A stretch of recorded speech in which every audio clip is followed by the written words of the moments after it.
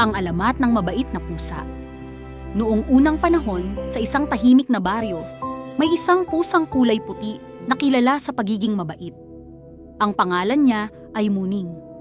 Tuwing umaga, umiikot si Muning sa baryo upang kumustahin ang mga tao at hayop.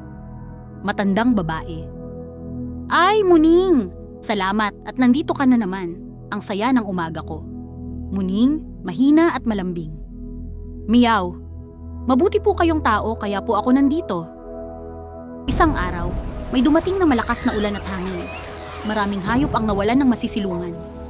Nakita ni Muning ang isang maliit na kuting na nanginginig sa lamig. Kuting, umiiyak. Miyaw. Giniginaw po ako? Muning.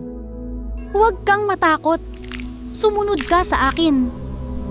Dinala ni Muning ang kuting sa ilalim ng isang malaking puno at niyakap ito upang hindi ginawin. Kinabukasan, napansin ng mga tao ang ginawa ni Muning. Bata. Nay, tingnan ninyo. Inalagaan ni Muning ang kuting. Nanay, napakabait talaga ng pusang iyan. Mula noon, minahal at inalagaan ng buong baryo si Muning. Binigyan siya ng pagkain, tirahan at pagmamahal. Sabi ng mga matatanda, kaya raw malambing at mapagkalinga ang mga pusa dahil nagmula sila sa alamat ng pusang si Muning na may pusong busilak. Aral ng kwento. Ang kabutihan at pagmamalasakit sa kapwa, tao man o hayop, ay laging may magandang balik.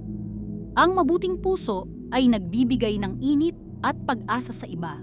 Para updated ka sa mga istorya na aming ilalabas, huwag kalimutan ang subscribe.